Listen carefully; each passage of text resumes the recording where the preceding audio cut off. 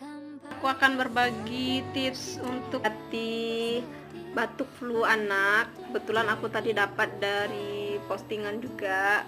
Terus aku pengen share juga di sini buat bunda-bunda, buat bunda-bunda atau para orang tua yang ingin anaknya sehat.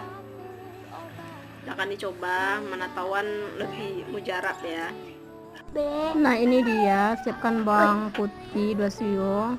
Kalian boleh dipanggang seperti ini atau di oseng gitu. Nah, aku seperti ini jadinya agak gosongan sedikit. Terus dipenyet-penyet, dihaluskan, lalu kita kasih telon, lalu balurkan di tengkuk anak ya, atau di punggung dan di dada anak.